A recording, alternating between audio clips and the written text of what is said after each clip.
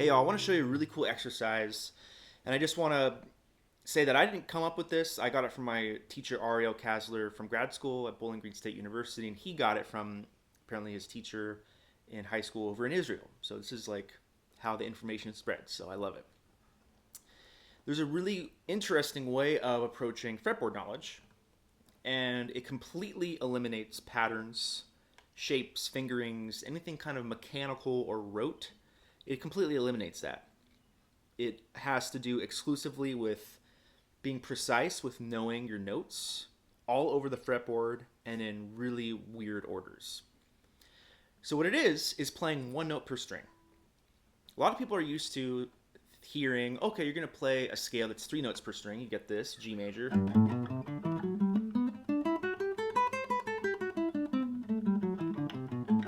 That's cool. For me, like I know all the notes, of course, but that's also a shape that I can mimic and recreate and replicate in another place. So B flat major. Sorry. All right, same shape, same fingering. I kind of don't have to think about it anymore. And even even arpeggios as well. Okay, we'll do like a 2 note per string arpeggio. So G major 7, A minor 7, that kind of thing. Again, I know the notes, but it turns into a shape that I can kind of just blast through. So if you limit yourself to 1 note per string, check out what happens to C major. Check this out.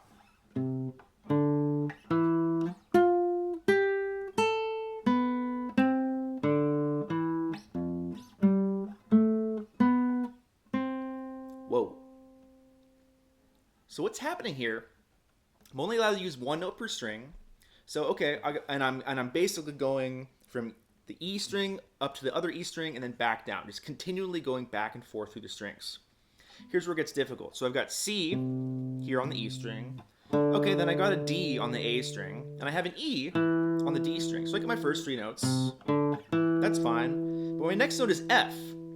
Well, I don't actually have an F in this octave on the G string because that's where I ended up. So I have to play an F up an octave.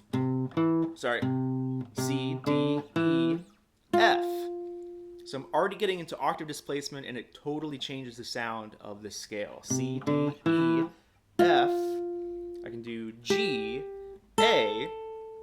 Now I have to go back down the strings. B, C, D, E, F, G, A, B, C. And I can start to pick and choose what octaves I want to use. C, D, D, E, F, G, G, A, B, C, D, E, F, G, A, B, then I'll do C. All right, it gets super confusing. This is C major, and I'm already like, oh, what's happening?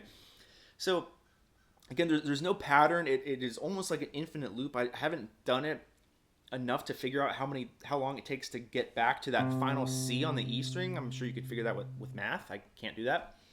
But it completely kind of levels the playing field as to what your scale looks like and what it sounds like. And again, it's purely based on your knowledge of the notes on each string. So, and it kind of puts you all over the fretboard as well. So it's like you need to know them vertically, you need to know them horizontally, etc. And if you're like, okay, well, I can do C major. Well, put this in other scales. So what if I did F melodic minor? F, G, already an octave displacement. F, G, A flat, B flat, C, D, E, F, G, A flat, B flat, C, D, E, F. Right? So I'm having to think about it. And it's not about speed. I don't want to like burn through this. I want to just have a calculated approach to playing scales and internalizing the notes on the fretboard in a really unique way that I've really never seen. I've never seen anything like this until he showed me a couple years ago, and it completely blew my mind. So I hope you enjoy this 1 note per string exercise to kind of get your chops up as far as fretboard recognition.